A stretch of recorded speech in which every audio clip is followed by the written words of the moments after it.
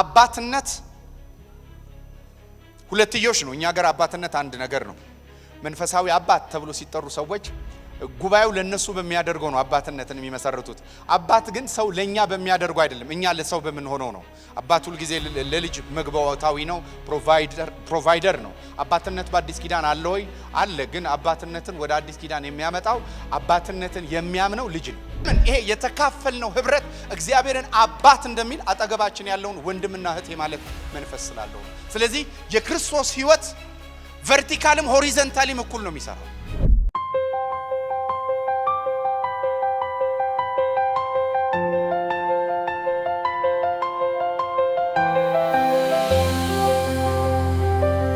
በዩቲዩብ ፕሮግራሞቻችን ላይ ሁለት ስለ መንፈሳዊ ህብረት ሰው ከእግዚአብሔር ጋር ሊኖረው የሚገባ ህብረትን አስተምራለሁ። ኢንቲሜሲ፣ ካፓሲቲ እና ኦቶሪቲ በሚሉ ከኤፌሶን መጽሐፍ ላይ ከእግዚአብሔር ጋር ባለን ህብረት ወደ አቅም እንመጣለን፣ አቅም ደግሞ ስልጣንን ይሰጣል የሚል የመንፈሳዊ ህብረት ዩቲዩብ ላይ ሁለት ተከታታይ ትምህርት አለ። አሁን ዛሬ የምጀምረው ደግሞ የቅዱሳን ህብረት ነው። ከቅዱሳን ጋር ያለን ህብረት ነው። ህብረት ምን መልክ መኖር አለበት? እኔ ህብረትን ሳስብ ከልማድ አልነሳም፣ ከባህል አልነሳም፣ ከስርዓት አልነሳም፣ ከኢትዮጵያ አልነሳም፣ ከአሜሪካ አልነሳም፣ ከቡርኪና ፋሶም አልነሳም። መጽሐፍ ቅዱሳዊ የሆነው ህብረት ምን አይነት ህብረት ነው? ሁላችንም ኮመን ግራውንዳችን ሊሆን የሚገባው ቢብሊካል ፌሎሺፕ ነው፣ ወይም መጽሐፍ ቅዱሳዊ የሆነ ህብረት ነው። የቅዱሳን ህብረት ምን አይነት መልክ አለው? ይህንንና የሚቀጥሉትን ጊዜያቶች ጌታ ቢፈቅድና ብንኖር በዚህ ሐሳብ ላይ እንቆያለን ማለት ነው። ሁላችንም የእግዚአብሔርን ቃል በአንደኛ ዮሐንስ ምዕራፍ 1 ከ1 እስከ 4 ላይ እናወጣለን። ዛሬ መግቢያውን አወራለሁ ማለት ነው። እንደ ጌታ ፍቃድ የሚቀጥለው ሳምንት ምናልባት እኔ እቀጥላለሁ። ስለ ህይወት ቃል ከመጀመሪያ የነበረውንና የሰማነውን በዓይኖቻችን ያየነው የተመለከትነውን እጆቻችንም የዳሰሱትን እናወራለን። ህይወት ተገለጠ፣ አይተንማል፣ እንመሰክራለን። ከአብ ዘንድ የነበረው ለኛም የተገለጠው የዘላለም ህይወትን እናወራላችኋለን። እናንተ ደግሞ ከኛ ጋር ህብረት እንዲኖራችሁ ያየነውን የሰማነውን ለእናንተ ደግሞ እናወራላችኋለን። ህብረታችን ከአባት ጋር ከልጁም ከኢየሱስ ክርስቶስ ጋር ነው። ደስታችሁ እንዲፈጸም ይህንን እንጽፍላችኋለን። እንግዲህ ህብረትን በተመለከተ መጽሐፍ ቅዱሶቻችን ደብዳቤዎች ስለሆነ የምንማረው እነዚህ ደብዳቤዎች አውዳዊ ደብዳቤዎች ናቸው። ወይም ደብዳቤዎቹ የተጻፉበት ለማስተማርም ምላሽ ለመስጠትም የተጻፉ ናቸው። አንዳንድ ደብዳቤዎችን ስንመለከታቸው የሮሜን መጽሐፍ አይነት ብንመለከት ዶክትሪን ነው፣ አስተምህሮ ነው። ቆሮንቶስ ብንሄድ ደግሞ የኮሬክሽን ወይም የማስተካከያ መጽሐፍቶች ናቸው። አንደኛ ዮሐንስ 3 ነገሮችን ያቀፈ መጽሐፍ ነው። አንድም ወንጌል ነው፣ ሁለተኛም ይሄ ኢቫንጀሊዝም ስራ ብቻ ሳይሆን የሚሰራው፣ ሁለተኛ አፖሎጀቲክስ ነው፣ አቃበ እምነትም አለው፣ ዲፌንድ የማድረግም ነገር ትመለከቱታላችሁ። ሶስተኛ ፓስቶሪያል አለ፣ ወይም ደግሞ በክርስቶስ ኢየሱስ አምነው ለዳኑ ሰዎች ያለ ይሄ ትምህርትን የመመከት ብቻ ሳይሆን በረኝነት ደግሞ ሰዎችን የማጽናትና የማስታጠቅ ትምህርትም እንዳለው እንመለከታለን። 3 ነገሮችን ያዘለ ነው አንደኛ ዮሐንስ። ስለዚህ ይህንን ትምህርት ስንማር የአንደኛ ዮሐንስን ኤክስፖዚሽን ወይም የክፍሉ ሐሳብ ላይ ብቻ አይደለም የምንደገፈው። በየክፍሎቹ ላይ ህብረትን ለማውራት የአዲስ ኪዳንን ህብረት መልክ ለማየት የተለያዩ ክፍሎችን ልናነሳ እንችላለን ማለት ነው። ስለዚህ ዛሬ ላይ የአንደኛ ዮሐንስን መጽሐፍ እናነሳለን። ሞስት ፕሮባብሊ የሚቀጥለው ሳምንት ወይ ቆሮንቶስን ወይ ሌላ ክፍል እናነሳለን። ሙሉ ሐሳብ የአዲስ ኪዳን የህብረት ትርጓሜና ሐሳብን ለማግኘት እነዚህ አስፈላጊዎች ናቸው ማለት ነው። በዚህ ክፍል ላይ ቅድም እንደነገርኳችሁ ላመኑ ሰዎች የተጻፈ መልእክት ነው። ምን የሚል ቃል ስላለም ልጆች ሆይ እጽፍላችኋለሁ የሚል ቃል አለ። ለልጆች በእግዚአብሔር ቤት ውስጥ እድሜያቸው ልጆች ለሆኑ ሰዎች ተጽፏል። ይሄ ልጆች የሚለው ቃል እድሜያቸው 20፣ 15፣ 30 ምናምን የሆኑ አይደለም። በጌታ አዲስ የሆኑ እድሜው 60ም 70ም ሊሆን ይችላል። የሥጋ እድሜው 12ም 20ም ሊሆን ይችላል። በጌታ ቤት ግን ቆይታቸው አጭር የሆነ ከዓለም የመጡ ጌታ ኢየሱስ ክርስቶስን በቅርብ ጊዜ የግል አዳኛቸው አድርጎ የተቀበሉትን ሰዎች ልጆች ሆይ እጽፍላችኋለሁ የሚል ተደጋጋሚ መልእክት ትመለከታላችሁ።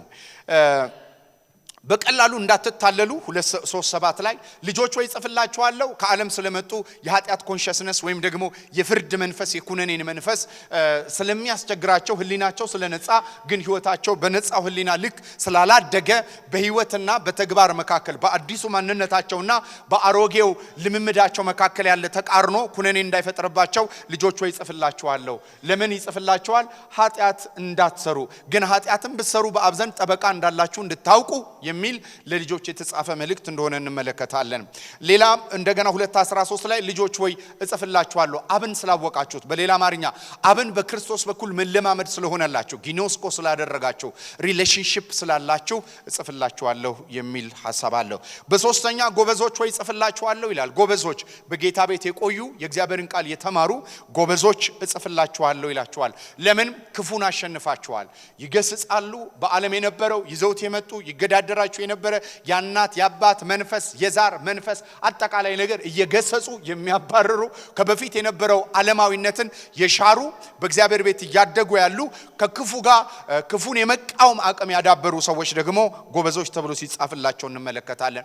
በሶስተኛ አባቶች የሚላቸውን ሲጽፍላቸው እንመለከታለን። አባትነት ሁለትዮሽ ነው። እኛ ሀገር አባትነት አንድ ነገር ነው። መንፈሳዊ አባት ተብሎ ሲጠሩ ሰዎች ጉባኤው ለነሱ በሚያደርገው ነው አባትነትን የሚመሰርቱት። አባት ግን ሰው ለኛ በሚያደርገው አይደለም፣ እኛ ለሰው በምንሆነው ነው። አባት ሁሉ ጊዜ ለልጅ መግባታዊ ነው፣ ፕሮቫይደር ነው። አባትነት በአዲስ ኪዳን አለ ወይ? አለ። ግን አባትነትን ወደ አዲስ ኪዳን የሚያመጣው አባትነትን የሚያምነው ልጅ ነው። ተናባቴ ነው ካለ ልጁ ነው የሚያምነው ማለት ነው። ለምን? ለልጁ መሆን የሚገባውን ነገር አባትየው ሆኗል ማለት ነው። በተረፈ ግን አባትነትን ስንመለከት በጣም ከባድ ነው። በዚህ ክፍል ግን አባቶች የተጻፈላቸው ብዙ ልጆች ስላላቸው አይደለም፣ ከመጀመሪያ ያለውን ስላወቁ የየለት ትግላቸው ላይ አይደለም የሚያተኩሩት። ኢተርናሊ እግዚአብሔር ምን እንዳሰበ በእግዚአብሔር የዘላለም አጀንዳ ያረፉ ልጆች አባቶች ይባላሉ። ስለዚህ ፔትራ የሚለው ፋዘርሁድ ይህንን አመልካች ቃል እንደሆነ እንመለከታለን። ይሄ እንግዲህ ለዳኑ ሰዎች ነው። በእድሜ ከፋፍሎ ነው የጻፈላቸው። ለልጆች ተጽፏል፣ ከዛስ ለጎበዞች ተጽፏል፣ ከዛስ ለወጣቶች ተጽፏል። በዚህ ክፍል ላይ ደግሞ የምንመለከተው ሁለተኛ በዚህ ዮሐንስ ላይ የምንመለከተው ለልጆች ብቻ የተጻፈ ፓስቶሪያል ወይም መግቦታዊ ቃል ብቻ አይደለም፣ የረኝነት መልእክት ብቻ አይደለም። ለሐሰተኛ አስተማሪዎችም ምላሽ የተሰጠበት ወይም ሐሰተኛን ትምህርት የተመከተበት ክፍልም እንደሆነ እንመለከታለን። አፖሎጄቲክስ የምንለው ሐሰትን የመመከት ስራ ተሰርቶ እንመለከታለን። የሐሰተኛ አስተማሪዎችን ለመመከት የተጻፈ ቃል እናያለን። እነዚህ የሐሰተኛ አስተማሪ በአንደኛ ዮሐንስ ላይ የምናያቸው የኖስቲሲዝም ትምህርት ተከታዮች ይባላሉ። ኖስቲሲዝም ማለት ኖስቲሲዝም የሚለው ቃል ከግሪክ ቃል የመጣ ነው። ኖሌጅ የሚለው ቃል ነው። በአብርሆት ድነናል፣ በመገለጥ ድነናል፣ ወይም የመዳን ዕውቀት ነው፣ መዳን አብርሆት ነው የሚሉ ሰዎች እንዳሉ እንመለከታለን። ይህ ትምህርት ወይም አብርሆት የሚለው መጽሐፍ ቅዱሳዊ የሆነውን አብርሆት አይደለም። ዮሐንስ በመልእክት የጻፈው ሕይወት የሆነውን ዕውቀት አይደለም የሚናገረው። ይህ ትምህርት ወይም የኖስቲሲዝም ትምህርት ከበስተጀርባው የነ ፕላቶና የነ ሶክራቶስ የትምህርት ቀመር ውጤት ነው። ስለዚህ የተቀዳው ከሰማይ ሳይሆን የተቀዳው ከነበሩበት ኑባራዊ ከሆነው ከዓለም ፍልስፍናና ካደጉበት ማህበረሰብ የተወሰደና የተቀዳ አስተምሮ ነው። ኖስቲሲዝም የኖስቲሲዝም ትምህርት በዚህ መልኩ የተቀዳ ነው። በዚህ ትምህርት መሰረት ሁለትዮሽ ዓለምን በሁለት ይከፍላል። ቁስን እና መንፈሳዊ ዓለም ሜታፊዚክስ በመባል ይታወቃል። በፊዚዮሎጂ ወይም ደግሞ በፊዚክሱ ዳራ ላይ ስትመለከቱ ደግሞ በሁለት ይከፍላል። የሚታየውና የማይታየው። የሚታየው የማይታየው ሪያሊቲ ነው። ይሄ የሚታየው የማይታየው ሪያሊቲ ስለሆነ ሻዶ ነው። ቁስ የሻዶ ውጤት ነው፣ የጥላ ውጤት ነው። ኤግዚስተንስ የለውም፣ ሰስቴናቢሊቲ የለውም። ስለዚህ ቁስ ምንድነው ብለው ነው የሚያስቡት? ቁስ እንዲያውም ክፉ ነው። ቁስ እንዲያውም በጣም ብዙ ብራንች ነው ያለው ኖስቲሲዝም። በጣም ብዙ ብራንች ነው ያለው ኖስቲሲዝም። በጣም ብዙ ብራንቾች ነው ያሉት። በዚህ በመጽሐፍ ቅዱሳችን ግን ሁለቱን ሚኒመም እንኳን ብራንች እናያለን። ቆላሲያስ ላይ ስንሄድ ሊበርቲኒዝም የሚባለው ወይም ደግሞ ምንኩስናን የሚያበራራ አብርሆት ትመለከታላችሁ። ቆሮንቶስ ላይ ስትሄዱ ደግሞ ዓለማዊነትን የሚያበረታታ አብርሆት ትመለከታላችሁ። አብርሆት ወይም ዕውቀት የሚለው ነው። ይሄ ተራ ዕውቀት ሳይሆን አብርሆት ከመንፈሳዊ ዓለም በመንፈስ ዓለም የተገለጠልን አብርሆት የሚል ነው። ስለዚህ ምናልባት በአንደኛ ቆሮንቶስ ምዕራፍ 7 ላይ ባል ሚስትን አግብቶ በተለይ ሚስቶች በዚህ ትምህርት የተጠቁ ነበሩ፣ በዚህ በምንኩስናው ትምህርት። ስለዚህ ከባሎቻቸው ጋር እንደማይተኙ ቆርበናል ነው የሚሉት። ጳውሎስ በአንደኛ ቆሮንቶስ ምዕራፍ 7 ላይ ከተጋባችሁ በኋላ ቆርበናል የሚባል የለም፣ ለጊዜው ካልሆነ እንዳትከላከሉ የሚለው ቃል የተነገረው ይሄ ትምህርት ከጀርባው ይሄ ስላለ ነው። ቆላሲያስም ላይ በምንመለከትበት ሰዓት ላይ የመላእክትን አምልኮ እየወደዱ ከሚላቸው ውስጥ ሚስቲሲዝምን የሚለማመዱ ሰዎች ቆላሲያስ ላይ ትመለከታላችሁ። በዚህ አብርሆት ማዕከሉ መልአክ ነው ብለው ስለሚያስቡ እንዲህ አይነት አስተምሮ እንዳለ ትመለከታላችሁ። ስለዚህ በአጠቃላይ ዮሐንስ የጻፈው መልእክት ይሄንን መልእክት የጻፈው ሰው ደግሞ ጄኒውንሊ ከክርስቶስ ጋር በጣም ህብረት የነበረው ክርስቶስ ኢየሱስ ካረገም በኋላ ደግሞ ከክርስቶስ ጋር ያለውን ህብረት በመንፈስ የሆነ ህብረት ሕይወት ሰጪ በሆነው በመንፈስ ቅዱስ አማካይነት ጥልቅ የነበረው ህብረት ሰው ነው። መጽሐፍ ቅዱሳችን ላይ መንፈስ ቅዱስን በጥልቀት የጻፈ ሰው ዮሐንስ ነው። በጥልቀት ነው ዮሐንስ ይሄንን መልእክት ጽፎልን የምንመለከተው። ስለዚህ በዚህ መልእክት ላይ በዚህ በአንደኛ ዮሐንስ በምንመለከተው መልእክት ላይ ይህ ትምህርት ወይም ይህ ፍልስፍና ቁስን ኃጢአት ሲል የክፋትም ምንጭ ነው ብሎ ቁስን ወይም ይሄ ማቴሪያል የሆነውን ዓለም የሚመድብ ነው። መንፈስ ግን ንጹህ ነው፣ ቅዱስ ነው የሚል አስተምሮ አለው። ስለዚህ ጌታ ኢየሱስ ክርስቶስ በስጋ መምጣቱን አይቀበሉም። ለምን? ስጋ ክፉ ነው ብሎ ስለሚያስቡ። ስለዚህ ክርስቶስ በስጋ መምጣቱን አይቀበሉም። ለምን? ለኢየሱስ ክርስቶስ ጥሩ መልከታ ስላላቸው። ኢየሱስ ንጹህ ነው፣ ኢየሱስ መልካም ነው። ስለዚህ ይሄ መልከታ ስላላቸው ቁስን የማይደገፉ ቁስን የማይፈልጉ ሰዎች እንደሆኑ እንመለከታለን። ስለዚህ ለክርስቶስ ኢየሱስ በስጋ መጣ ማለት ውርደት ነው። ክርስቶስን የሚያክል መለኮት፣ ክርስቶስን የሚያክል አምላክ ከክፋት ሳይሆን ከመልካምነት ለክርስቶስ ከማሰብ የተነሳ የሰው ሐሳብ የሰው መልካምነት የምንለው ማለት ነው። ጴጥሮስ እንዳደረገው አይሁንብህ እንዳትሰቀላሉ ሂድ አንተ ሰይጣን የሰውን እንጂ እግዚአብሔርን አታስብም ሲለው እንመለከታለን ማለት ነው። በአንደኛ ዮሐንስ 1:18 ሁለተኛ ዮሐንስ 7:11 ላይ ይሄንን ትመለከታላችሁ። ይህ ክርስቶስ በስጋ አልመጣም የሚለው አስተምሮ የጌታችን የኢየሱስ ክርስቶስን ስብዕና ዝቅ ያደርገዋል። ፍጹም አምላክ ፍጹም ሰው የሆነውን ማንነት ዝቅ የሚያደርግ ትምህርት እንደሆነ ትመለከታላችሁ። ይህ ብቻ አይደለም። ኢየሱስ በስጋ መጥቶ ካልሞተልን አልዳንም። አያችሁ የቱ ጋር እንደመሄድ ሳልቬሽናችን ጋር ይሄዳል። ማንኛውም ነገረ መለኮት ዋንኛውም ትምህርት ወይ ድነታችንን ወይ ቅድስናችንን ወይ የሚመጣውን ተስፋ ክርስቶስን ከመንካት ወደ ኋላ አይልም። ክርስቶሎጂ ላይ ያለን ምልከታ ክርስቶስ ላይ ያለን ምልከታ ጤናማ ካልሆነ ድነታችን ጤናማ ላይሆን ይችላል፣ ቅድስናችን ጤናማ ላይሆን ይችላል። ስለዚህ እንዲህ ብለው የሚያምኑ ሁሉ ከኃጢአት አልነጹም ይላቸዋል። ለኢየሱስ አስበው በስጋ አልመጣም የሚሉትን ሰዎች ምን ብሎ ይናገራል? አልዳናችሁም ብሎ ነው የሚነግራቸው። ለምን? ከኛ ጋር ነበሩ እንጂ ከኛ ጋር አልነበሩም፣ ስለዚህ ከኛ ተለዩ ይላቸዋል። የዕብራውያን ጸሐፊ 2 ላይ ከ14 እስከ 17 ይህንን ማየት ትችላላችሁ። ይህም ብቻ አይደለም። በዚህ ትምህርት ምክንያት ቁስ ክፉ ስለሆነ መንፈስ ብቻ ንጹህ ስለሆነ ሰው የሚድነው የሚስጥር ዕውቀት ስለተገለጠለት ነው። ሰው የሚድነው በዕውቀት። የሰው ውድቀት ሳይኮሎጂ አይደለም፣ የሰው ውድቀት ስፒሪቹዋል። የሰው ውድቀት በኃጢአትና በበደል ዕውቀት ብቻ አይደለም ሰው ሚስ ያደርገው፣ ህይወት ነው ሚስ ያደርገው፣ ህይወት ነው ሚስ ያደርገው። በአንደኛ ዮሐንስ ምዕራፍ 3:4-10 በዚሁ ክፍል ላይ ይህን ትመለከታላችሁ። ይህንን የሚያስተምሩ አስተማሪዎች በሁለት እንደሚከፈሉ ነግሬያችኋለሁ። ቆላስይስ 2 ላይ የምታዩቸው እነሱን ናቸው። እነዚህን ሰዎች አንደኛ ዮሐንስ 4:1 ላይ ሐሰተኛ ነቢያት ይላቸዋል። ከዛ ቅዱሳንን በተመለከተ መንፈስ መርምሩ ይላል 4:1-6 ላይ። ሌላ አታላዮች ይላቸዋል። በሚቀጥለውና ከባድ የሚጠቀመው ቃል አንቲክራይስት ይላቸዋል። የክርስቶስ ተቃዋሚዎች ናቸው ይላል። የክርስቶስ አንቲክራይስት የሚባለው ክርስቶስን የሚወድ የሚመስል ግን ያለ ክርስቶስ ክርስቶስን የሚናገር ማለት ነው። ክራይስትለስ ክራይስትን የሚሰብክ ማለት ነው።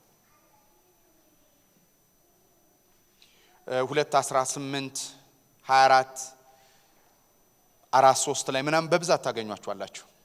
ታሪካዊ ዳራውን ስለሆነ የምናወገረው ይህ የነገረ መለኮት ስተት ሳልቬሽናቸውን ሶትሮሎጂን ብቻ አይደለም አፌክት ያደረገው፣ ሳንቲፊኬሽንን ቅድስናቸውንና ከክርስቶስ ጋር ያላቸውን ህብረት አፌክት ያደረገ እንደሆነ ትመለከታላችሁ። አንደኛ ዮሐንስ ምዕራፍ 1:5-10 እንመለከታለን። በኋላ ላይ ጊዜ ካለን እሱን እንመጣበታለን። ሁለተኛ ከድነት ያለፈ የባህሪ ብልሽት አምጥቷል። ባህሪያቸውን ልከኛ አልሆነም። ወደ ልጁ መልክ የሚያድግ አይደለም። ከልጁ መልክ ውጭ ያለ አርነትንና ፍሪደምን እንዲለማመዱ አድርጓቸዋል። 4:8 ላይ ይሄንን መመልከት ትችላላችሁ። 2:19 ግን ከኛ ጋር ነበሩ ከኛ ጋር ስላልሆኑ ሄዱ ይለናል። ይህንን ትምህርት በሁለት መልኩ ሲገልጠው ምዕራፍ 1 ከ5 እስከ 10 ያለው ልንገራችሁ። ታሪካዊ ዳራ ስለሆነ ትንሽ ሰብሰብ አድርጋችሁ ፎከስ አድርጋችሁ ስሙኝ። ከዚህ በኋላ ማውራው እዚህ ላይ ተመርኩጄ ስለሆነ ነው። ቀደም እንዳልኳችሁ ቢብሊካል ባክግራውንድን ይዤ ነው ማውራው። መጽሐፍ ቅዱስን አውድ ጠብቀን ማውራት ስላለብን ምዕራፍ 1 ከ5 እስከ 10 ብንል ወይም የሚል ቃል አለ። ብንል እኛ ራሱ ብንል ዮሐንስ ራሱን አስገብቷል። ሁለተኛ የሚልም ማለት ስለዚህ የሚል ብቻ ሳይሆን ብንል የሚል አለ። እንዲህ ብንል ከ5 እስከ 10 ላይ ብንልና የሚል ቃል ከ5 እስከ 4 ያላነሱ ቃላቶች ትመለከታላችሁ። ብንል ወይም የሚል ስለዚህ ብንልና የሚል ለሚለው ቃል ያስቀመጠውን ቃል የመጀመሪያው የምትመለከቱት አንደኛ ዮሐንስ ምዕራፍ 1 ቁጥር 5 ላይ እንደሚል ቃል አለ። ከርሱ ጋር ህብረት አለን ብንል 5 ላይ አንደኛ ዮሐንስ ምዕራፍ 1 ቁጥር 5 ከርሱ የሰማናት ለእናንተ የምናወራላችሁ መልእክት ይሄ ነው፣ እግዚአብሔር ብርሃን ነው፣ ጨለማ በእርሱ ዘንድ ከቶ የለም የምትል ይህች ናት። በደንብ ስሙ። መጽሐፍ ቅዱሳችን ዮሐንስ በወንጌል ሲጽፍ ማቴዎስ፣ ማርቆስ እና ሉቃስ ሲጽፍ ጌታችን ኢየሱስ ክርስቶስ የተናገረውን ያልጻፉት አለ ማለት ነው። አንደኛ ዮሐንስን ሲጽፍ ሐዋርያው ዮሐንስ ትዝ አለው ከርሱ የሰማናት ለእናንተ የምናወራት ከማ የሰማት ኢየሱስ በምድር እያለ የሰማው ግን በወንጌል ያላካተተው እንዲህ የሚል ቃል አለ። እግዚአብሔር ብርሃን ነው፣ ጨለማ በእርሱ ዘንድ ከቶ የለም የምትችል ይህች ናት ይላል። ብርሃንና ጨለማ ይኸውላችሁ መጽሐፍ ቅዱስ በየአውዱ ብርሃንንና ጨለማን በየአውዱ የተለያየ ትርጉም ነው ያለው። ሁሌ እንደምላችሁ መጽሐፍ ቅዱስ በከሳቴ ብርሃን አይተረጎምም። ዛሬም ማስተምራችሁ ገባ ነው። ገባ ምን? ገደል፣ ሚስት፣ ግራ፣ እነዚህ ሁሉ ገባ ናቸው። ግራ ገባ፣ ሚስት ገባ፣ ገደል ገባ እያለ ይቀጥላል። ገባ ሳይግባባ ማለት ነው። ስለዚህ በከሳቴ ብርሃን አይተረጎምም፣ በአውዱ ነው የሚተረጎመው። ኮንቴክስት የሚባል አለ። when we come to the context ምንድነው ያወራ ያለው? ለምሳሌ ብርሃንን ላሳያችሁ። እግዚአብሔር ብርሃን ነው፣ በእርሱ ዘንድ ጨለማ የለም። ዮሐንስ የተናገረውን እናቁመውና የእግዚአብሔር ቃል ዕውቀት ብርሃን ተብሎ ተጽፏል። ምን ላይ? ቃልህ ለእግሮቼ መብራት ነው፣ ብርሃን ነው ተብሎ ተጽፏል። ምን ነው ያወራ ያለው? ዕውቀትን፣ የእግዚአብሔር ዕውቀት ብርሃን ተብሎ ወይም ዕውቀቱ በብርሃን ተመስሎ እንመለከታለን። ሁለተኛ ሊታይ በማይችል ፕሬዘንስ ውስጥ ይኖራል። ስለዚህ እግዚአብሔር ኢሴንሱ፣ ማንነቱ፣ ማኒፌስቴሽኑ፣ መገለጡ ብርሃን ተብሎ ተገልጧል። ሌላው ደግሞ ሆሊነሱ ነው፣ ቅድስናው። እግዚአብሔር ብርሃን ነው ሲል God is holy, God is unique ማለት ነው። He's holy። ስለዚህ ብርሃን የሚለካው በእግዚአብሔር ዕውቀት ብቻ አይደለም እያለን ነው። ብርሃን የሚለካው በእግዚአብሔር የመገኘት አቅም ብቻ አይደለም። ለምን? መላእክትም የእግዚአብሔርን አይነት ብርሃን ያላቸው ሆነው ሊገለጡ ይችላሉ ይላል። ግን አንድ ነገር ይነግረናል። እግዚአብሔር ብርሃን ነው የተባለው ከህይወት የሚነሳ ሳንቲፊኬሽን፣ ከህይወት የሚነሳ ቅድስናና ንጽህናው ነው። እግዚአብሔር ብርሃን ነው። በዚህ ክፍል ላይ በአውዱ መሰረት የምንመለከተው ዮሐንስ ብርሃንን እንዴት ይረዳል ብትሉ በእርሱ ዘንድ ብርሃን ነበረች፣ ብርሃንም የሰው ህይወት ነበረች። ብርሃን ማለት ህይወት ነው ለዮሐንስ። በመልእክቶቹም ላይ የምንመለከተው አንደኛ ሁለተኛ ዮሐንስንም ሶስተኛ ዮሐንስንም ስናጠና ብርሃን ማለት ህይወት ማለት ነው። ብርሃን ማለት ኢንፎርምድ መሆን መቻል አይደለም። ብርሃን ማለት ፓርቴክ ማድረግ ነው። ዲቫይን ላይፍ፣ ሆሊ ላይፍ፣ ለቅድስናና እግዚአብሔርን ለመምሰል የሚያስፈልገው ያ ህይወት ራሱ ብርሃን ተብሎ ተነግሯል። ስለዚህ ዕውቀት ብለን ስናስብ ከአንድ አእምሮ ወደ ሌላ አእምሮ ኦፒኒየንን መካፈል አይደለም፣ መረጃን መካፈል አይደለም፣ ላይፍ ፓርቴክ ማድረግ ነው። በዮሐንስ መልእክት ፓርቴክ ያደረገ ህይወት፣ የተካፈልነው ህይወት የሚል እንደምታ ነው ያለው። አውዱ እሱ ነው የሚናገረው። እግዚአብሔር ብርሃን ነው፣ ጨለማም በእርሱ ዘንድ የለም።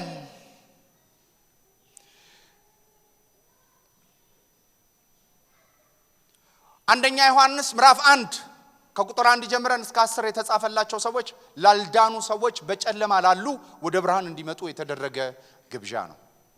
ለምን? ክፍሉ ሲጀምር ህብረት እንዲኖራችሁ ይላል። ከእግዚአብሔር አብ ጋር ከእግዚአብሔር ወልድ ጋር በክርስቶስ በኩል ህብረት የሌለው ሰው አልዳንም። ስለዚህ ህብረት የምናደርገው ከእግዚአብሔር ጋር በእውቀት ሳይሆን በህይወት ነው።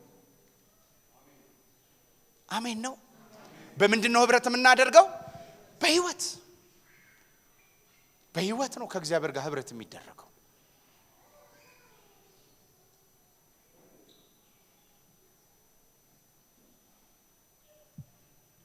ዮሐንስ ወንጌል ምዕራፍ 1 ከ4 እስከ 9 ላሳያችሁ ምን እንደሚል። ትንሽ ታገሱኝ፣ ባክግራውንድ ስለሆነ ማውራው ትንሽ ወዲያ እንዳያረጋችሁ በደንብ ፎከስ አድርጉ። ከዛ እዚህ ላይ ነው ማውራው። ምዕራፍ 1 ከ4 እስከ 9 ምን ይላል ተመልከቱ። ብሩኬ ዮሐንስ ወንጌል ምዕራፍ 1 ከ4 እስከ 9 ምን ይላል ተመልከቱ። በእርሱ ሕይወት ነበረች፣ ሕይወትም የሰው ብርሃን ነበረች። ስለዚህ ብርሃን በዮሐንስ አውድ መሰረት ምንድነው? ሕይወት። ከኔ ጋር እንደዚህ በሉ እስቲ። ሕይወት በዮሐንስ አውድ መሰረት ብርሃን ነው።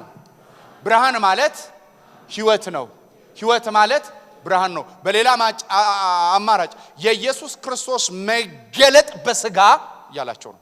ኢየሱስ በስጋው ሲገለጥ ሕይወት ተገለጠ። ሕይወት ብቻ አይደለም ብርሃን ተገለጠ። ስለዚህ ብርሃን ማለት ክርስቶስ በስጋ መምጣቱ የክርስቶስ ኢየሱስ ሕይወትን ማዕከል ያደረገ ነው። በሌላም ክፍል ላይ ይሄንን ስለሚያወራ ማለት ነው። ምዕራፍ 1 ሲጀምሩት የሚናገረው ሕይወት ተገለጠ የሚለው ክርስቶስ በአካል መጣም ስለሆነ ሕይወት ተገለጠ ይልና አይተነዋል።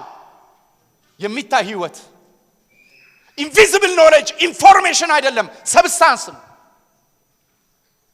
ከአንድ ሰው ወደ ሌላ ሰው የሚተላለፍ ኦፒኒየን አይደለም፣ ፐርሰን ነው። ክራይስት ፐርሰን ነው። ኢየሱስ ክርስቶስ ፍጹም ሰው ነው። በምን ይታወቃል? ነካኗ። ኢየሱስ በስጋ አልመጣም ነው አይደለም ትሉት? አሁን መጥቷል። በምን አወቅን? ያየነውን። ይታያል። ኢንፎርሜሽን አይታይም፣ ክርስቶስ ይታያል። ኢንፎርሜሽን አይነካም፣ ኢየሱስ ይነካል፣ ይዳሰሳል። የተነካነውን የዳሰስነውን የቀመስ ነው የሚል የለም መሰለኝ። ግን ከአምስቱ የሰማይ ተማሳት ሁሉን ሲያወራ መዳሰስን ብቻ ነው የሚቀረው፣ ሌሎችን ያወራል አይደል? አንደኛ ዮሐንስ ምዕራፍ 1 ከ1 እስከ 3 ላይ ተመልከቱ ምን እንደሚል።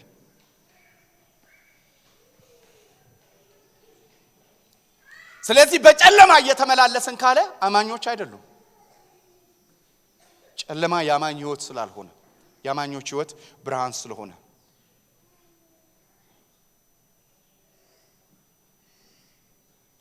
ስለዚህ ቁጥር 6 ያለው ምልልስ ይሄ ነው።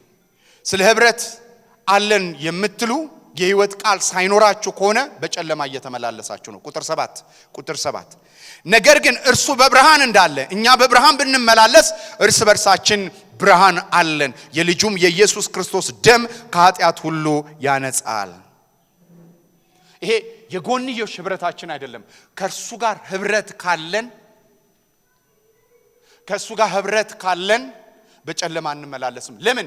የልጁ የኢየሱስ ክርስቶስ ደም ከኃጢአት ሁሉ አርነት ያወጣል። ባይዘዌ እዚህ ምድር ላይ ሚስዩዝ አቢዩዝድ እና የተለየ ትርጉም ከተሰጠው አንዱ የጸጋ ትምህርት ነው። እኛ የምናስተምረው የጸጋ ትምህርት ሌጋሊዝምን ብቻ አይደለም ማንቀበለው። ይሄ በህግ ትምህርት ትድናለህ፣ በህግ ትምህርት ትቀደሳለህና ታስቀድሳለህ የሚለውን ብቻ አይደለም ማንቀበለው። ጌታችን ኢየሱስ ክርስቶስን አንድ ሰው መሞቱና መነሳቱ ካላመነ ሰው አይድንም። ሰው በአዳም እንደወደቀ በኢየሱስ ድኗል ብለን አናምንም። ለተቀበሉት የሚለውን ቃል እስካልተቀበለ ድረስ ሳልቬሽኑ ጥያቄ ውስጥ ነው ያለው። ዩኒቨርሳሊዝም በኦሪገን ታይም የዛሬ ስንት ዓመት የተረገመ ትምህርት ነው። የቤተ ክርስቲያን ሂስትሪም ላይ የተባረረ ትምህርት ነው። ሄሬቲካል ነው። ስለዚህ እኛ እንዲህ አይነት ግሬስ አንቀበልም። በአልትራ ዲስፐንሴሽን ስም እንዲህ አይነት ግሬስን የሚያስተምሩ ሰዎች ካሉ የአንደኛ ዮሐንስ መጽሐፍ አውድ እነሱን ነው የሚመለከተው። እኛ የዳነው ሞቱና ትንሳኤውን በመቀበል ነው። ኢየሱስ ክርስቶስን ያልተቀበለ ሰው የእውቀት ችግር ሳይሆን ያለበት ሙት ነው፣ ገሃነም ይገባል። ገሃነም አለ። ሰው ሲኦል ይወርዳል። ማን ስላለ? መጽሐፍ ቅዱስ ስላለ። ይሄ 21ኛው ክፍለ ዘመን የመረጃ ዘመን ነው። መረጃ ግን በዚህ ቤተክርስቲያን ትልቁ ባለስልጣን ቦርድ አይደለም፣ እንዳትሳሳቱ። በዚህ ቤተክርስቲያን ትልቁ ባለስልጣን አስተማሪ አይደለም። ትልቁ ባለስልጣን የእግዚአብሔር ቃል ነው። እንደ እግዚአብሔር ቃል ያልሆነ ነገር በሙሉ እንደ እግዚአብሔር ቃል አይደለም። ስለዚህ the greatest authority የእግዚአብሔር ቃል ነው። አሜን ነው። ኦቶሪቲ በሌለበት ስፍራ ደግሞ አናርኪዝም ነው ያለው። ስለዚህ የእግዚአብሔር ቃል አውድ ይህንን አያስተምርም። በጸጋ ድነናል፣ እውነት ነው። በክርስቶስ ኢየሱስ እውነት ነው። የአዲስ ኪዳን ወንጌል የጸጋ ወንጌል ነው። ግን አንቲኖሚኒዝም ግን አይደለም። በአንዱ ሞት ሁሉ ድኗል ብለን አናስተምርም። በአንዱ አዳም ሁሉ ሞቷል፣ እውነት ነው። ግን በአንዱ በክርስቶስ ኢየሱስ በአንዱ አዳም የሞት ነው። አዳም ስለሞተ አይደለም፣ ከአዳም ስለተወለድን ነው። በአንዱ በክርስቶስም የምንድነው ከኢየሱስ ስንወለድ ብቻ ነው። ስለዚህ ይሄ ኖሌጅ ወይም ዕውቀት በጣም መጽሐፍ ቅዱሳዊ ማዕቀፍ ካልተሰራለት በስተቀር ፕሉራሊዝም፣ አጽናፈ ዓለማዊ እምነት፣ ዩኒቨርሳሊዝም ስር መሰረቱ ኒው ኤጅ እና ፋሪስት የቡዲዝም እና ታኦይዝም ትምህርት ነው። ምናልባት ብዙ ሰው ይሄንን ሲሰማ ብርሃን ሊመስለው ይችላል። ብርሃን አይደለም። ከኛ በፊት ኦሪገን ብሎታል። ከኛ በፊት ቡዲዝም ያቀነቅነዋል። የባሁላ የባሂ እምነት የተመሰረተውም እዚህ ጋር ነው። እዚህ አትላስ ጋር ያለው የባሂ እምነት ሁሉ ይድናል ብሎ ስለሚያስብ ነው። ሁሉ የእግዚአብሔር ልጆች ናቸው ብሎ ስለሚያስብ ነው። አይልም።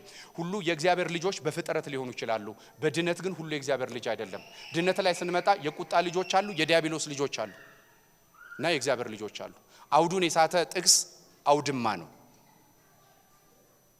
ስለዚህ ቢቴኬር ማለት እንዲህ አይነት ዩኒቨርሳሊዝም መጽሐፍ ቅዱሳዊ አይደለም። መንፈስ ቅዱስን አያሳትፍም። የእግዚአብሔርን መንፈስ በህይወታቸው ኦፕሬት እንዳያደርግ ከሚከለክለው አንዱ ይሄ ነው። አንደኛ ዮሐንስ ሪፊዩት ያደረገው ትምህርት ይሄ ነው። ስለዚህ ህብረት ሁልጊዜ ኮመን ግራውንዱ ላይፍ ነው መሆን ያለበት፣ የክርስቶስ ኢየሱስ ህይወት። የክርስቶስ ህይወትን ግን አጌንስት ከሚሰራ አንዱ ቲቺንግ ነው። ብዙ ሰዎችን በቤተ ክርስቲያን ውስጥ እናቅፋለን፣ ግን ሬድ ላይቶች አሉ። አንዱ ሬድ ላይታችን የእግዚአብሔር ቃል ነው። እዚህ ጉባኤ ላይ ከምታዩት 1/4 የነገረ መለኮት ትምህርት ቤት ውስጥ የጨረሰ ነው። እዚህ ብጠራላችሁ ራሱ ዶክተሬት፣ ሁለተኛ ማስተሬት የሚወሰደ ሰው ብዙ አለ። ስለዚህ የእግዚአብሔርን ቃል ሳስተምር ተዘጋጅቼ ነው ማስተምረው። የእግዚአብሔርን ቃል ደግሞ መተንስና ስንሰብክ መጽሐፍ ቅዱሳዊ ቤድሮክ መኖር አለበት። ምክንያቱም ትምህርት የሰዎችን ህይወት የማበላሸት አቅም አለው። ሰው ዝም ብሎ ነው ነብይ ምናምን የሚለው እንጂ ትምህርት ነው ከባዱ። ነቢያቶች ምን ዛሬ ነገረው ነው የሚሄዱት፣ ከነገ ወዲያ ይሆናል አይሆንም በውጤት ይታወቃል። ትምህርት ግን ተውት ነው። ስለዚህ ከመጀመሪያ የነበረውን የሚጻፍላቸው ለማን ነው? ማቹር ላደረጉ ሰዎች ናቸው። ስለዚህ with this maturity እንዲመጡ የተጻፈ ቁጥር ነው። ቁጥር 7 ነገር ግን እርሱ በብርሃን እንዳለ እኛም በብርሃን ብንመላለስ እርስ በርሳችን ህብረት ይኖረናል ይላል። ስለዚህ ልጁም የኢየሱስ ክርስቶስም ደም ከኃጢአት ሁሉ ያነጻል ይላል። ቁጥር 8 ኃጢአት የለብንም ብንል ግን ይሄ ኃጢአት የለብንም የሚለው የመጀመሪያ ጌታን ስንቀበል ሁላችንም መጽሐፍ ቅዱስ የመጀመሪያ ትምህርቱ ኃጢአተኞች ናቸው ነው አይደለም? ወደ ኢየሱስ ከመምጣታችን በፊት የሰማነው ወንጌል ምንድነው? ሮሜን ላውራ እስቲ። ሮሜ 1 2 3 ምን ያወራል?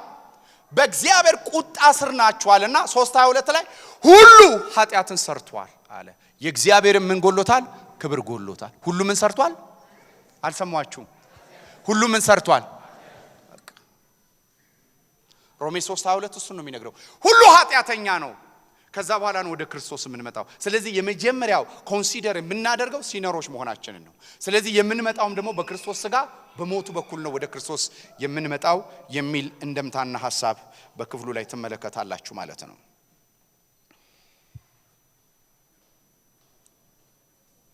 ለምንድን ነው አንዳንድ ነገሮችን እንዲህ በይፋ መነግራችሁ? ለምንድን ነው አትሊስት እኔ በመናገር መክፈል የሌለብንን ዋጋ እንደ ቸርች አንከፍልም ማለት ነው። እንዲህ ያምናሉ አንባልም። ስለዚህ ቁጥር 9 ላይ ኃጢአታችንን ግን ብንናዘዝ ሆሞሎጊያ ዕውቅና ብንሰጥ ኃጢአተኛና በደለኛ መሆናችንን ዕውቅና ብንሰጥ ግን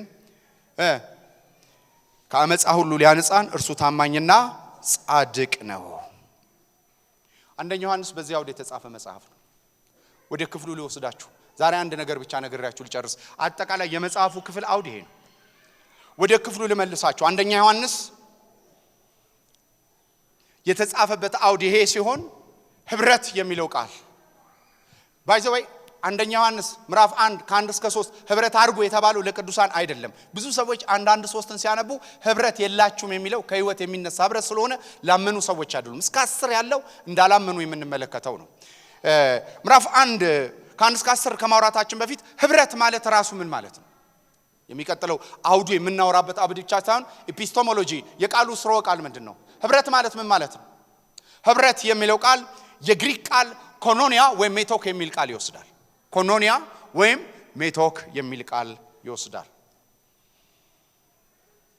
ይህም ቃል በአራት ዋና ነገሮች ላይ የተቀመጠ ነው። ቫይን ኤክስፖዚተሪ ዲክሽነሪ የግሪክ ዲክሽነሪ ሌክሲኪያን ዲክሽነሪ ቁጭ ብላችሁ ተመለከቱ። አራት ነገሮችን ይነግራችኋል። አንደኛ ህብረት ማለት ዝምድና ነው ይላል። ዝምድና ወይም ሪሌሽንሺፕ የሚወራው የአዲስ ኪዳን ህብረት ሪሌሽንሺፕ አለ። በሌላ አማርኛ ዝምድና አለ። በሌላ አማርኛ ኮመን ዲኖሚኔተር አለ። አዲስ ኪዳን ውስጥ አማኞች ይሰበሰቡ የነበረው ኮመን ነገር አላቸው። ምንድነው ኮመን ነገራቸው? የዘላለም ህይወት፣ ሁሉም አማኝ የተያዘበት ህይወት። በደንብ ስሙኝ። የእግዚአብሔር ህይወት ለያንዳንዳችን ለግል የዳንበት ብቻ አይደለም፣ በህብረት የምናድግበት ደግሞ የአካል ህይወት ነው። ለዚህ ነው ቤተክርስቲያንን አካል ያለው። አካል ውስጥ ህይወት አለ። ይሄ የዳንበት ህይወት የግል ህይወት አይደለም፣ የማህበር ህይወት ነው። አንድም አዲስ ኪዳን ላይ ልጅ የሚል ቃል የለም። ይሄም ራሱ ጥምር ለምሳሌ ሰራዊት ስል ሰራዊቶች ማለት አይተበቀብኝም። ሰራዊት ካልኩ ከአንድ በላይ ነው። ፒፕል እንላለን አይደል? ፒፕልስ ይባላል በእንግሊዘኛ አይባልም። ለምን? ፒፕል ማለት ራሱ ከአንድ በላይ የሆነ ሰው ፕሉራል ወርድ ነው። በራሳቸው ብዙሃንን የሚገልጥ ወይም ብዝሃነት ያላቸው ቃላቶች አሉ። ከብዝሃነት ቃላት አንዱ ልጅ ነው። አንድም የአዲስ ኪዳን ላይ አንተ ልጅ ነህ እግዚአብሔር በነጠላ የሚላችሁ የለም። በእርግጥ የእግዚአብሔር ልጅ ነን፣ ግን ስማችን ኮርፖሬት ኔም ነው። የእግዚአብሔር ልጆች ነን። በነጠላ ልጅ የተጠቀመው ለኢየሱስ ብቻ ነው። በነጠላ ለአማኝ ተጠቅሟል። የእግዚአብሔር ልጆች ተሆኑ ዘንድ ዮሐንስም ማቴዎስም ማርቆስም ሉቃስም የሐዋርያ ጳውሎስ መልእክቶችም ኤፒስቶሎችም የሚያወሩት ልጆች የሚል ቃል ነው። በፕሉራል የተቀመጠ ቃል ነው። ህይወትም እንደዛው ነው። የክርስቶስ ህይወት የአንድ ሰው ህይወት አይደለም፣ የአካል ህይወት ነው። ነቢያቶች፣ ሐዋርያቶች፣ አስተማሪዎች በአካሉ ላይ ይሄንን ህይወት አክቲቬት እንዲያደርጉ ህይወት በመካከላቸው። ለዚህ ነው ቅዱሳን ህብረት የሚያስፈልገው። ዕውቀት ከሆነ ህብረት የለም። ትርጉሙ ያ ነው። ዕውቀት ከሆነ ህብረት የለም፣ ህይወት ከሆነ ህብረት አለ።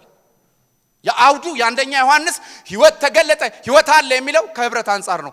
ኮርፖሬት ላይፍ ለመለማመድ ክርስቶስ ኢየሱስ እንደራስ እኔና እናንተ እንደ ብልት በአካል ላይ ተገጥመናል። ለዚህ ነው የእያንዳንዳችንን ህይወት በአካል ውስጥ ያለ ህይወት ነው። ለምሳሌ እጄን ወደ ፍሪጅሬተር ባስገባው አያረጅም፣ አይበሰብስም። ለብዙ ጊዜ እንደዚህ የቆመ ሊመስል ይችላል። እጄ ግን ህያው መሆን አይችልም። ለምን? እጄ አካሌ ላይ መገጠም አለበት ህያው ለመሆን።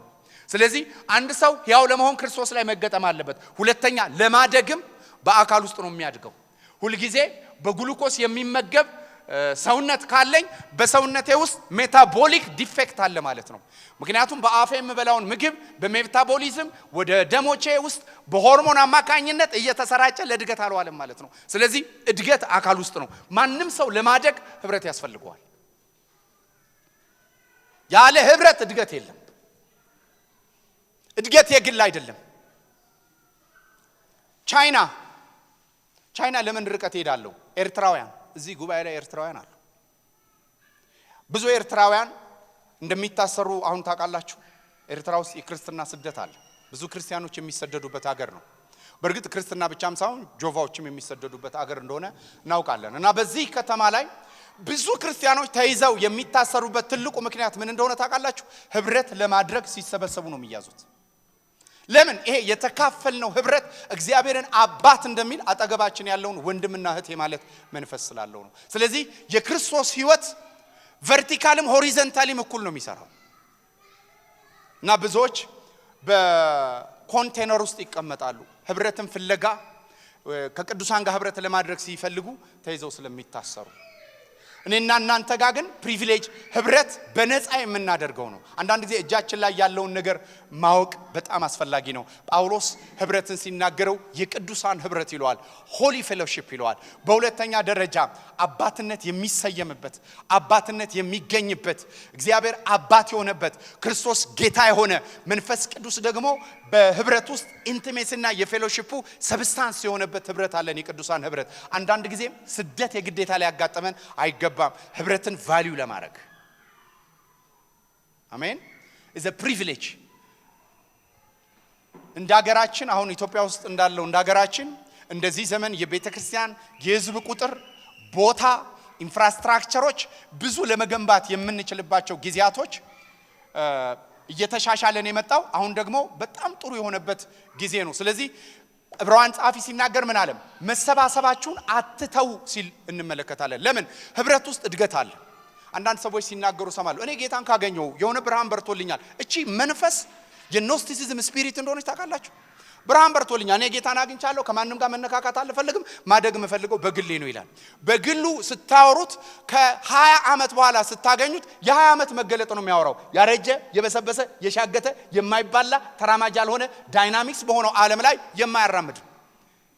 የማያራምድ የዛሬ 20 አመት ያለው ነው የሚያወራው ለምን ሰውየው ሲዛርጓል ዳይናሚክሲቲ ያለው አካል ውስጥ ነው ነቢያቶች አሉ ሰማይን ከመሬት ጋር የሚያገናኙ መምህራን አሉ የእግዚአብሔርን ቃል የሚያገናኙ መካሪዎች አሉ ነጠላ የለበሰች በጉባኤያችን ላይ የተገኙ እናት የተቀመጡ ሴት መንገዳችንን የሚያቀኑ ያላየነውን የሚያዩልን መንፈሳዊ ውጊያ የሚዋግሉን እነሱ ናቸው እግዚአብሔር የሳቸውን አይን ምን ነው እኔ ጋር በገጠመ በአካል ውስጥ ሁሉ አይን አይደለም በእውነት ነው ማለት እኔ ሁሉን አያለሁ አታይም ሁሉን የሚያይ እግዚአብሔር ነው አታይም ስለዚህ ነው የጸጋ ስጦታዎች የሚያስፈልጉት ስለዚህ ነው በአካል ውስጥ በአንድ ነገር እንዳናድግ መጠንቀቅ ያለብን ከዚህ በኋላ ራሱ የሚቀጥለው አመት አንዱ ፕሮግራሜ ቸርቹ አንድ ወጤ ትምህርት ብቻ ኮሌጅ መምሰልም የለበትም ትንቢት መኖር አለበት ዴሊቨራንስ ይኖራል አላ ጸጋውም አለ በመካከላችን ስለዚህ ይሄ የሚሰራውን ሰዎች ፕላትፎርሙ መመቻቸት አለበት ይሄ ፕላትፎርም ሙቭ ማድረግ መቻል አለበት አሜን ነው ለምን እንደሆነ ታውቃላችሁ እግዚአብሔር ሲሰራኝ እንዲህ ነው የሰራኝ እኔ ስወለድ እድሜን ሳቅ መካነ ኢየሱስ ነው ያገኘሁት ራሴን 5 ኪሎ መካነ ኢየሱስ ከዛ በኋላ ቤት ሰርተን ወደ ኮተቤ ስንሄድ ሙሉ ወንጌል ውስጥ ነው ራሴን ያገኘሁት ሙሉ ወንጌል ውስጥ ጸሎት ሙሉ ወንጌል ውስጥ ዴሊቨራንስ ሙሉ ወንጌል ውስጥ በተወሰነችው መልእክት ማምጣት ሙሉ ወንጌል ውስጥ ያው ልክ እንደሆነ ልምምድም ህይወትም ሙሉ ወንጌል ውስጥ አስተማረኝ መሰረተ ክርስቶስ የፈውስ ፕሮግራም ስመራ ነበር ከዛ ባይብል ኮሌጅ ገባው ትምህርት ደግሞ መሰረተ ክርስቶስ በደንብ አስታጠቀኝ አሜን ነው ስለዚህ እኔ ውስጥ አሁን ቀሎኝ የምሰራው እንዲህ አይነት ጉባኤ ሲሆን ነው ትንቢት ሲመጣብኝ የምናገርበት ጸሎት ሲያስፈልግ የምጸልይበት መልእክት ሲኖረኝ የምናገርበት ትምህርት ሲያስፈልግ ፍሎ ማድረግ ነው የምፈልገው የክርስቶስ አካልም እንዲህ አይነት ነው ምናልባት እኔ አሁን ዴብዙ የፕሮፌሲ ዴብዝ ግን እኔ ጋር ላይኖር ይችላል የቲቺንጉም ዴብዝ እኔ ጋር ላይሆን ይችላል የመምራትም ዴብዝ እኔ ጋር ላይሆን ይችላል አካል ውስጥ ነው ያለው ይሄ አካል በህብረቱ ሲገጠም ነው ክብር ለኢየሱስ ይሁን የህብረት ኮመን ግራውንድ ላይፍ ነው ህይወት ተገለጠ አይተንማል እዚህ ህይወት ላይ ህብረት አለን ይላል የሐዋርያት ቤተክርስቲያን ላሟሟት አይደለም ከሰማይ ለሚመጣ ከሰማይ ለሚወርድ ማራናታ ተብሎ ለሚጠራ ኢየሱስን እየናፈቁ ሲሄዱ በደስታ ሲሄዱ በክብር ነው ሄዱት ማራናታ የማያስብል መንፈስ የኢየሱስን መምጣት የማያስናፍቅ መንፈስ ላሟሟትና ላቀባበር የሚጨነቅ መንፈስ የፈርዖን ስፒሪት ነው ምድሪቷ ላይ ለረጅም ዘመን የሰራ የፈርዖን መንፈስ ነው ባይዘዌ ኢትዮጵያ ሆሊ ሲቲ አይደለችም እንዳትሳሳቱ ቬጋስ የአመጽ መሬት ኢትዮጵያ ሆሊ ሀገር አይደለችም ባህሎቻችን ላይ የተሰገሰገ ያመጻ ልጅ የሚሰራበት ያለቃው መንፈስ የሚጠቀምበት ብዙ ነገር አለ አሁን ብናገር ትጣሉኛላችሁ ለምን ግማሾቻችሁ የሆነ ደጋፊ ፖለቲካ ምናምን ስለሆናችሁ አምርም እኔንም የሆነ ካታጎሪ ስለምከቱኝ ካታጎሪ ለማምጣት ላልናገር ይችላልው እስቲ እኔ ውስጥ ህይወት አለ በሉ ማንንም ትርፋንጀትስ የለም በህብረት ስናደራጅ በእያንዳንዳችሁ ውስጥ ያለ ቫራይቲ ጊፍት በእያንዳንዳችሁ ያለ ስጦታ በእያንዳንዳችሁ ያለ የከበረ ነገር ቅዱሳንን አፕሊፍት ያደርጋል እኔ መከራለሁ እኔ ሰራለሁ እናንተ ትመከራላችሁ እናንተ ትሰራላችሁ ግን ምድራችን ውስጥ ለዘመናት የነበረው የህብረት መሰብሰቢያችን ጉስቁልና ነው ጨለማ ነው አመጽ ነው በኢየሱስ ስም የፈረሰ ይሁን። እኔ ቬጋስን ብቻ አይደለም የምቃወመው፣ ይሄንንም ኮመን ግራውንድ መቃወም መቻል አለብን። ስለዚህ ዛሬ ኮመን ግራውንድ አድርገን የምንሰበሰብበት በቤተ ክርስቲያን ውስጥ ህይወት ተገለጠ። እሱን ነው የሚነግረን። የተገለጠ ህይወት፣ የሚሰራ ህይወት፣ ሕያው የሆነ ህይወት፣ የወደቀ የሚነሳበት፣ የሰዎች አይን የሚኳልበት። አንዳንዶች በዚህ ህብረት ውስጥ በትንቢት መንፈስ ይነሳሉ፣ አንዳንዶች በቃል መንፈስ ይነሳሉ። ህብረቱንም ያደራጀ ነው በዛ መልክ ነው። ሰዎች እየተነሱ የሚሰብኩበት፣ ሰዎች እየተነሱ የሚያስተምሩበት ነው ያደረግነው ህብረቱ። ስለዚህ ሰዎች በዚህ መንፈስ የሚታጠቁበት ነው።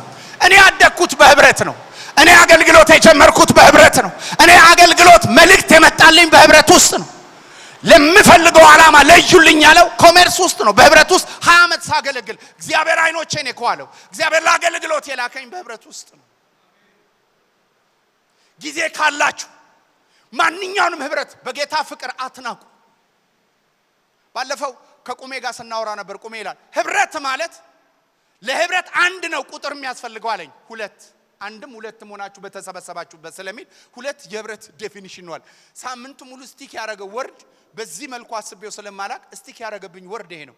ለህብረት አታክቱ። በአንዱ ውስጥ ባለ መንፈስ እግዚአብሔር ህይወታችሁን ይሰራል። በአንዱ ውስጥ ባለ ህይወት ዘመናችሁን ያቀናል። ስሙ ይባረክ። እንዳትንቁ። በወንድማማቾች መካከል የተሰጠ ጸጋ አለ። ያ ጸጋ ያ ህይወት ሰዎች ውስጥ ነው ያስቀመጠው። አሁን ብዙ ጊዜ የምንቸገረው ምን መሰላችሁ? የኢንዲቪጁዋሊዝም። አሁን ይሄ ኮሚኒያሉን መታን አይደል? ኮሚኒያሉ ግራውንዱ ልክ አይደለም ብለናል። ይሄ ደግሞ ሰለጠነ የሚባለው ደግሞ ኢንዲቪጁዋል ነው። ማህበረሰብ ኢንዲቪጁዋል ነው። ሁሉ ራስ ከራስ በራስ ነው። አንዳንድ ቦታ ላይ ስትሄዱ ደግሞ ይሄ በለጸገው የምንለው ማህበረሰብ 7 ሜትር ነው ቤቱ በእንትኑ ግንቡ። ይሄ ሰውዬ ከዝዋይ እስር ቤት የተለየ ነው እንዲያኗኗሩ 7 ሜትር ነው ግንቡ ራሱ። ሌባ አይደለም፣ ወፍ አይዘለውም። መኪናው ጥቁር ነው። የኔም ነው መሰለኝ ጥቁር ነው። ጎረቤቱ አያውቁትም፣ ሰፈሩ አያውቁም። ይሄ ደግሞ ሌላ እስር ቤት ነው። ይሄ ደግሞ ሌላ እስር ቤት። ሰይጣን ከክብር ወደ ክብር አያውቅም፣ ከእስር ቤት ወደ እስር ቤት ነው የሚያውቀው። ሰው ድህነቱን ሲያሸንፍ ደግሞ ኢንዲፔንደንት ላይፍ፣ ኢንዲቪጁዋል ግለኛና በራሱ የበቃ ህይወት ይፈልጋል። ግን አይደለም። የሰው ልጅ እያንዳንዱ የሰው ልጅ ሲፈጠር ራሱ from Genesis ብትመለከቱ የአንዱን ነገር እግዚአብሔር አንዱ ውስጥ ነው ያስቀመጠው። የኔ ነገር ወንድሜ ውስጥ ነው ያለው። እግዚአብሔር ምስክሬ ነው። የኔ ነገር እንትና ውስጥ ነው ያለው። ስስት የምመለስበት፣ ሳጠፋ የማይበት፣ ሲናገር የምማርበት፣ ሁሉ ጊዜ የማንመረቅባቸው ወንድሞቻችን ናቸው። ወንድሞቻችን እህቶቻችንም እንደዚሁ።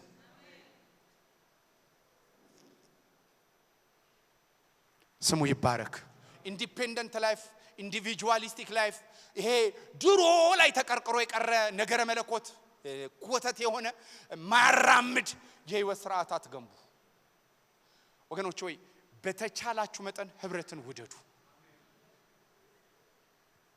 የሚገርማችሁ እኔ አሁን አንዳንድ ጊዜ ነቢያት ጋር አትሂዱ፣ ነብይ ጋር አትሂዱ ምናምን ማለላችሁ ለምን እንደሆነ ታውቃላችሁ? እኔ ሄጄ ስለጨረስኩ ነው። ተማሪ ካምፓስ እያለን ስሙን ማልጠራው የቤተ ክርስቲያን መሪ አለ፣ አንድ መሪ እና አንድ ዘማሪ አለ። ጧት የጀመርን ማታ ድረስ ነው ትንቢት የምንሰማው። ግን ያው መጽሐፍ አለኝ እስካሁን የተነገረኝ መጽሐፍ በስንት በ89 በ90 የሰማዋቸው ትንቢቶች አሉ። እነሱ ናቸው ጋዞቼ። ስደክም የምቀሰቀስባቸው ጋዞቼ እነሱ ናቸው ጉልበቴ። ይሄንን የነገሩኝ ሴትዮ ግን ዘፍጥረት የቱ ጋር እንዳለ ያውቁ፣ ዘሁልቅ ምኑ ጋር እንደተጻፈ ያውቁ። ወገኖች ሆይ እግዚአብሔር ባከበረን ቁጥር መውረድ መቻል አለብን። በተማርን ቁጥር እስቲል እግዚአብሔር የሚሰራው በደረጃችን አይደለም የሚያወራው፣ በአካል ውስጥ ደካማ በሚመስለው ብልት አሁንም ይሰራል።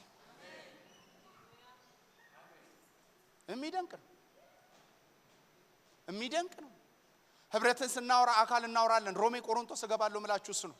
ስለዚህ ትንቢትን አለማላቅ፣ ትምህርትን አለመናቅ፣ ህብረትን አለመናቅ ውስጥ እነዚህ አይነት ነገሮች ይሰራሉ። ግን የህብረት ከለር ደግሞ አሁን በነገርኳችሁ መልክ በሁለቱም ሳይድ ከለሩ መጠበቅ አለበት። ህብረት ሁሉ ጊዜ ህብረት ስናደርግ ማዘጋጃ ሊሰራ የሚችለውን እኛ እንስራ። እንብላ፣ እንጠጣ ችግር የለውም። እንቀባበርም ችግር የለውም። እኔ እኮ እናቴና እኔ እኮ ልንለያይ ይገባል። እናቴ ጌታ ኢየሱስን ተቀበይ ስላት ቸርች ምናምን እኔ ባይብል ኮሌጅም ስመረቅ መጣለች። አሜሪካ አሁን ኦክቶበር ላይ መረቃለኝ ምናምን ተይጃለሽ ሄዳለሁ ነው የምትለኝ። ግን እናቴ ቀባሪ አታሳጣኝ ነው የምትለኝ። ስለዚህ ቀብር እዚህ ያለ ብለን እንጥራቸው፣ ህይወት እዚህ ያለ። እኔና እናንተን እግዚአብሔር ህብረት የሰጠን ዋነኛው ዓላማ ህብረታችን መሰረቱ ክርስቶስ ነው። ክርስቶስ ደግሞ ህይወት ነው። ስለዚህ በኤክስፔክቴሽናችሁ wherever you go ህብረት በምትሄዱበት ሰዓት ላይ ለማገልገል ሳይሆን ህብረቶች ለመገልገል እግዚአብሔር በአካል ውስጥ እንደሚሰራ በአካል ውስጥ እንደሚያገኛችሁ አስባችሁ ሁሉ ጊዜ መንቀሳቀስ ይሁንልን። በነገረ መለኮት ትምህርት ቤት ውስጥ ህብረትን ያስተማሩኝ ትምህርት ያስተማሩኝ ዛሬ በጣም ትልቅ ሰው ሆነዋል። ባለፈው እነ ብሩኬን ሲያስመርቁ አይቻችኋለሁ። ጋሽ እንዳለ ወልደ ጊዮርጊስ ጋሽ እንዳለ ህብረት የሚያደርግበት ቦታ ብትመለከቱ ጋሽ እንዳለ ማለት እኮ በቆጥሩት ያለው የዲግሪ ብዛት ያለው የማስተሬት ብዛት ቁጭ ብሎ ግን የሚመራው በአንድ ወንጌላዊ በትክክል ባልተሰራ ስብከት እሰራለሁ ብሎ ነው ቁጭ ያለው። ይሄ ሃምብልነሳችሁና ቅንነታችሁ ለዘላለም አይወሰድባችሁ። እድል ሲሰጣችሁ፣ ፋይናንስ ሲበዛላችሁ፣ ትምህርት ሲበዛላችሁ፣ ዕውቀት ሲበዛላችሁ አጠገባችሁ ያለው ወንድማችሁ በሚያስተምረው አይደለም ውስጡ ባለው ህይወት መመዘን ይሁንልን። ማናችንም ሰዎችን የምናውቅበት መመዘኛ ክርስቶስ ይሁን። ጳውሎስ ማንንም በስጋ አላቅም አይደለም የሚለው። አሁን ማን የለም? አህዛብ የለም፣ አይሁድ የለም። ኢየሱስ ይሄ አህዛብ አይሁድ የሚል የተማረ ያልተማረ የሚል አኩሳታዊ የሚል ምን ብሎ ነው የጠራው ብትሉ የጥል ግድግዳ እሱን ነው በመስቀል ያፈረሰው። ስለዚህ ሰዎችን እንዲህ ያለ መቀበል የመስቀል ጠላትነት ነው። ቴዎሎጂው ወደ ቴዎሎጂ እናምጣው ከተባለ ነገረ መለኮቱ እኔ ጋሻይልን ቃልዬን እንዱን አለመቀበል በቀጥታ የሚያያይዘው ከመስቀል ጋር እንደሆነ ወቁ። ስሙ ይባረክ። ሰሌክት የምናረገው ወንድም እዚህ የለም። ለምን ብትሉ ሰሌክቲቫችን ክራይስት ስለሆነ ክርስቶስ የሌለበት ወንድምና እህት የለማ። ይሄ አብሾ የሚሆንባችሁ ሰዎች ካላችሁ ህብረቱን ጆይን አታርጉት፣ ችግር የለውም። ግን እዚህ ላይ ነው እኛ ህብረትን እንመሰርተው። ይሄ ከዚህ በፊት የነበረውን እየተሰበሰቡ መብላት፣ እየተሰበሰቡ መጠጣት፣ እየተሰበሰቡ እድር አይደለም የምንፈልገው። ህይወት ሙቭ የሚያረግበት ህይወት የምንካፈልበት ሰዎች ማለት መጽናናት ሰዎች የለባቸውም እያልኳቸው አይደለም። ማዕድ መቁረስ እኔ አሁን የሐዋርያ ሥራ መጽሐፍ በጣም ሚስ የተደረገ መጽሐፍ ነው። ባይዘው ሁሉ ነገራቸውን እየሸጡ የተሰበሰቡት የእግዚአብሔር መንፈስ በጣም ስለመጣ አይደለም። ይሄን እንዳትሳተፉ። የእግዚአብሔር መንፈስ በኃይል የመጣበት ዓላማ ወደ ዓለም ሂዱ እንጂ ንብረት ሸጣችሁ አንድ ላይ ተሰብሰቡ አይደለም። ሶሻሊዝም አረጉት ሰዎቹ፣ ኮሚኒዝም። ሰባተኛው ዓመት ላይ በስጢፋኖስ መወገር ተበተኑ፣ ቸርች ሰፋች። ስለዚህ መታቆር አይደለም ህብረት፣ ሚስዮናዊ ነው። ዛሬ በኃላፊነት ያስቀመጥናችሁ ሰዎች ከናንተ የምንቀጠብቀው አጥቢያ ነው። ወደ አጥቢያ የሚያድግ ቸርች 4 እና 5 የሚሟማ ህብረት እሱ ህብረት አይደለም። እግዚአብሔር ምስክሬ፣ ህብረት ሂዱ ነው። መጽሐፍ ቅዱስ ሂዱ ነው። ሂዱ ነው፣ በቃ ሂዱ። ነገ ፍሬያችሁን አይተን በንዑስ እረኝነት ውስጥ ካየናችሁ በኋላ እረኛ አድርገን ለመንጋውና ለህዝቡ እንለቃችኋለን። መጀመሪያ ግን ፍሬያችሁን ህብረቴ ነው እንጂ በተረፈ እኔ አጥቢያ እየሰበሰብኩ ብሬ መሰብሰብን ፍላጎት የለኝም። ይህንንም ደግሞ አይደለም እየሰራው ያለሁት። ዛሬ በዚህ ጉባኤ ላይ ከ1/4 በላይ የተማረ ማህበረሰብ አለ። እዚህ ባይብል ኮሌጅ በደንብ የሚያውቅ ማቹር የሆነ ማህበረሰብ አለ። ይሄንን አቁረ እሁድ እየመጡ እያዳመጡ ይሂዱ የሚል ወንጌል የለኝም። እኔ የማምነው ህብረት ወደ አጥቢያ የሚለወጥ ህብረት ነው። ኢትዮጵያ ውስጥ ባይዘው የናይጄሪያ አይነት ኢትዮጵያ ውስጥ ቸርች ራሱ መክፈት አንችልም። ናይጄሪያ በነገድ ስር ነው የሚሰበሰቡት ሰዎቹ። አንድ የነገድ አለቃ ካለ ይሰበሰባሉ። ቸርችም ሲመጡ በአንድ ሰው 80 ሺህ ይሰበሰባል። ኢትዮጵያ ውስጥ 80 ሺህ ሰው ተሰብስቦ ኢቭን በኦርቶዶክስ አይሰበሰብም። ለንግስ ነው የሚመጣው እንጂ ደብሩን ብትመለከቱ የደብሩን አጥቢያ መድኃኔዓለም አሁን አጥቢያ ብትመለከቱ 1000 ምዕመን እንኳን የለውም። ለምን? እኛ ከ1000 በላይ መሰብሰብ አንችልም። ምክንያቱም ፖለቲካችንም በዲሴንትራላይዜሽን ነው። ማህበረሰባችንም ዲሴንትራላይዝድ በማድረግ መስፋትን እንጂ የሚያስበው በአንድ ስር መሰብሰብ የአዲስ ኪዳንን መንፈስ አይደለም፣ የማህበረሰባችንም ከልቸር አይደለም። ስለዚህ ሰዎች እያየን ወደ አጥቢያ የሚለወጡ ህብረቶች ነው። ህብረት ብዬ ሳስብ ላያያዝ እንዲያመች ለመባም መሰባሰብ የሰው የሚሰጠኝም ለመሰብሰብ አይደለም። እናንተ ውስጥ ጸጋለ የምትሉ የእግዚአብሔር ነገር ውስጣችሁ የተቀመጠ ሰዎች ይሄ ጊዜ እናንተ ጊዜ ነው። ሪሊ ጄኒዩንሊ ሰርተን የሚለካ ስታንዳርድ ስራ ካለ በርግጥ ይሄንን አጥቢያ እናደርገዋለን። ካልሆነ ግን ዝም ብሎ ወሬ የሚላፋበት ከሆነ ይፈርሳል። ህብረት ይፈርሳል። አዎ እናፈርሳለን። የአዲስ ኪዳን መልክ የሌለው ህገወጥ ግንባታ ይፈርሳል። ትክክለኛ ህብረት ከሆነ ግን አቅሙን ቀጥሎ ይዞ ይሄዳል። ስሙ ይባረክ። እድሜያችን ሰተን የተማርንበት ግለሰብ በሚያወራው ላለመሸማቀቅ ነው። ስለዚህ የአዲስ ኪዳንን መንፈስ ተጠብቆ በዚህ ቤተክርስቲያን ውስጥ ከለር ያለው ነገር መስራት አለብን። አንዳንድ ቦታ ስትሄዱ ጥናት ራሱ የለውም፣ የሚጠና ነገር የለውም። ተሰብስቦ ፈንድሬዚንግ ሲፈለግ እሱን አይነት ህብረትኛ አንሰራም። እኛ የምንሰራው ያሉትን ሰዎች አፖይንትድ እናደርጋለን፣ ለታመኑ ሰዎች እንሰጣለን፣ ይሄዳል። በሚሄዱ ቸርቾች ደግሞ ብሩን አይደለም የምንፈልገው፣ ፍሬውን ነው። በሰማይ የሚታይ ፍሬ ኢየሱስ የሚከብርበት። አሜን በሉ እስቲ። አዎ እንዲህ አይነት ፍሬ ነው አሁን እኔ የምፈልገው። 50 ሆነኝ እኮ እንዴ 50 አጥቢያ ነው ያስተዳድር። ጸጋ ያላቸውን ሰዎች ግን ኢምፓወር እናረጋለን። የነቢያት መንፈስ ያላቸውን ልጆች ኢምፓወር አረጋለሁ። አገልግሎት ውስጣቸው ያሉ ልጆችን ኢምፓወር እናረጋለን። እነዚህ ልጆች በዚህ መንፈስ ቤተክርስቲያንን እየከፈቱ እንዲሰፉ ነው የኔ ፍላጎት። የአዲስ ኪዳን ሞዴል ይሄ ነው። ሚስዮናዊ ቸርች ናት። የሚሽን ኦሪየንትድ የሆነ ቸርች ይሄ ነው። ሚሽን ላይ ያላተኮረ ፌሎሺፕ ሪሌሽንሺፕ ሮንግ ነው። ወዴት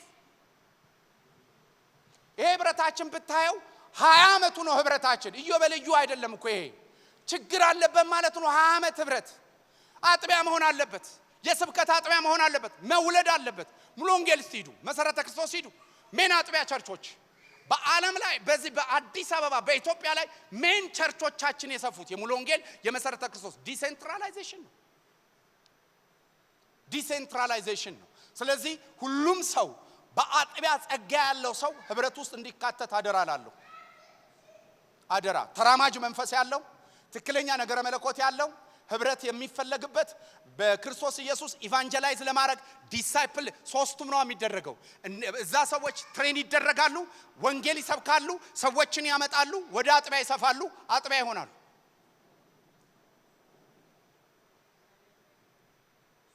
ስሙ ይባረክ። ኢየሱስ ያድናል። ድሬዳዋ፣ ወሎ ላይ፣ ትግራይ ላይ አሁን ብዙዎች አሉ በዩቲዩብ እያዩ የሚጠሩን። ግን እንደዛ አይነት ከለር አይደለም። ትልቅ እዚህ ባለ ከለር መስፋት አለብን። ስሙ ይባረክ። ኢየሱስ ያድናል። አዲስ ኪዳን ላይ ምእመን እንደሌለ ታውቃላችሁ። ምእመን የለም። እያንዳንዳችሁ አገልጋዮች ናችሁ። እያንዳንዳችሁ ጸጋ አለ። ለመሰላችሁ ወደ ሜጋ በጣም ረጅም ጊዜ ስለተለወጥን ይሄ ለብዙዎቻችሁ ዳገት ነው የሚሆነው። ግን አለን አጥቢያ ይዘን የመምራት ጸጋኛ ውስጥ አለ። መጽሐፍ ቅዱስ እኮ አጥቢያ ይዘው የመሩ እኮ በጣም ልምድ ያላቸው ሰዎች አይደሉም። የአዲስ ኪዳንን ብትመለከቱ አጵሎስ በሄደበት፣ ጴጥሮስ በሄደበት ከሱ የሰሙ ሰዎች እንዳሰፉት ምድሪቷን በወንጌል የምንወርስበት ዘመን ይሄ ነው። ሌላ የተሻለ ዘመን የለም። በደንብ ስሙ። ፖለቲከኞችም ካላችሁ ኢትዮጵያን የሚለውጥ ፖለቲካ አይደለም። በሰው አእምሮ ላይ የሚነግስ የሰላም ንጉስ ኢየሱስ ብቻ ነው። ይሄ እጃችን ላይ አለኛ። ይሄ ወንጌል ምድሪቷ ላይ እናሰፋለን። ይሄ ዘመን የተሻለ ዘመን ነው። ኢየሱስ ያድናል። በዚህ መንፈስ ቅዱስ ይለኩሳችሁ።